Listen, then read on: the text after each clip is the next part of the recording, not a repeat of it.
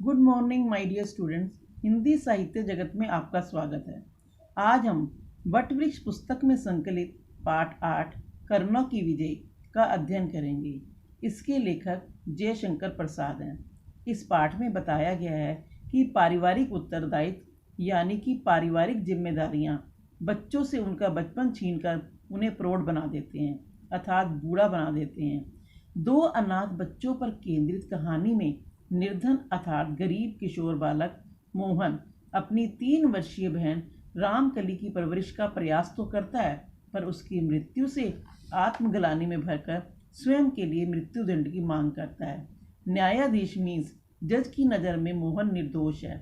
व्यवस्थापक मीन्स नगर पिता दोषी है, क्योंकि व्यवस्थापक ने निर्बोध बालक के हाथ में शिशु की जिम्मेदारी देकर उसकी प्रकट हत्या की है। कहने का आशय यह है कि एक 13-14 वर्ष का बच्चा अकेला अपने मुंह सिर पर अपनी छोटी 3 वर्षीय बहन का पालन पोषण नहीं कर सकता। मोहन जो खुद बच्चा है, वह कैसे एक छोटे से बच्चे की जिम्मेदारी अपने ऊपर लेकर उसकी परवरिश कर सकता है। कहानीकार की ऐसी सोच किसी भी देश और समाज के उत्थान हेतु आवश्यक है। अब हम इस पाठ के सार को ध्यान से समझते हैं। मोहन एक निर्धन बालक है। बचपन में ही उसके माता पिता की मृत्यु हो गई थी। माता पिता की मृत्यु के पश्चात छोटी बहन 3 वर्षीय रामकली की परवरिश का बोझ उसके सिर ऊपर आ पड़ा था, क्योंकि माता पिता की मृत्यु के पश्चात किसी भी सगे संबंधियों को उन पर दया नहीं आई थी। मोहन अभिमानी था, यानी कि सेल्फ रिस्पेक्ट वाला लड़का था। इतनी बड़ी मुसीबत आने पर भी वह विचलित नहीं हुआ, अर्थात घबराया नहीं। एक बार संध्या यानी शाम का समय था। कुएं की जगत पर वह अपनी बहन के साथ बैठा हुआ था। उनके सामने जो थाली पड़ी थी वह खाली थी। वह लगातार बहन के आंसू पोंछ रहा था और उसे समझा रहा था कि थोड़ा सा चना जो उसके पास बेचने को बचा था, उसी को रामकली खाने के लिए मांग रही थी। इस समय 13 वर्ष का मोहन 3 वर्ष की रामकली को संभालने में असमर्थ हो रहा था। 2.5 पैसे का वह चना बेच चुका था। अभी 2-3 पैसे का चना जो जल और मिर्च में उबला हुआ पड़ा था, केवल वही बचा हुआ था। मोहन चाहता था कि 4 पैसे जमा धन के रूप में उसके पास बचे रहें। 1.5-2 पैसे का कुछ लेकर अपना और रामकली का पेट भर लेगा। 4 पैसे से सवेरे चने उबाल कर फिर से दुकान लगा लेगा। किंतु विधाता को ये स्वीकार नहीं था। भाग्य के सामने हार मानकर उसने अपनी बहन रामकली को कुछ खिलाया। बचा हुआ सामान जो था, उससे मोहन के पेट की भूख और बढ़ गई। 2.5 पैसे का कुछ और लाकर उसने अपनी भूख मिटाई। दोनों कुएं की जगत पर सो गए। अचानक एक हवा का झोंका आया और तेज सी चीख सुनाई दी। धमाके की आवाज़ से रामकली कुएं की गोद में समा गई और मोहन देखता ही रह गया कि यह क्या हो गया। कुएं से उसको निकालने के सभी प्रयास विफल हो गए।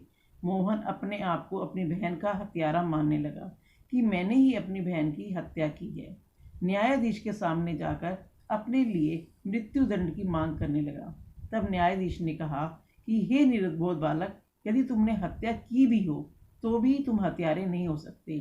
नगर पिता का यह दायित्व बनता था कि जब तुम्हारे माता पिता की मृत्यु हो गई थी तो उन्हें कुछ धन तुम्हारे कोष में रखवाना चाहिए था।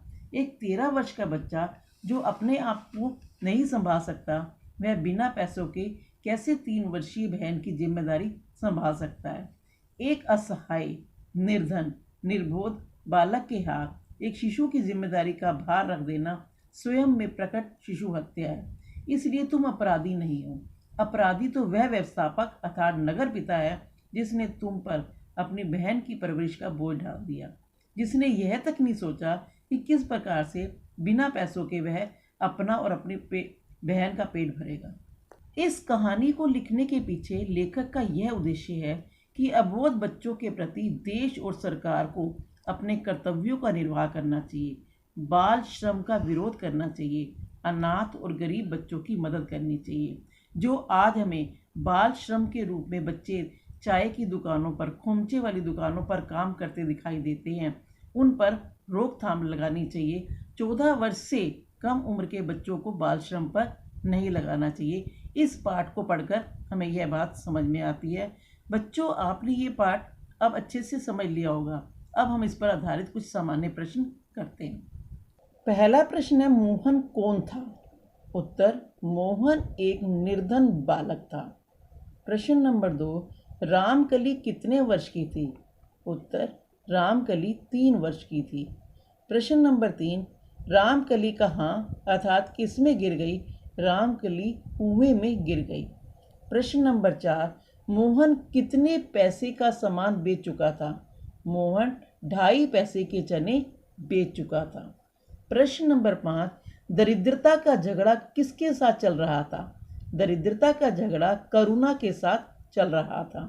प्रश्न नंबर 6, प्रस्तुत पाठ के लेखक का नाम लिखिए।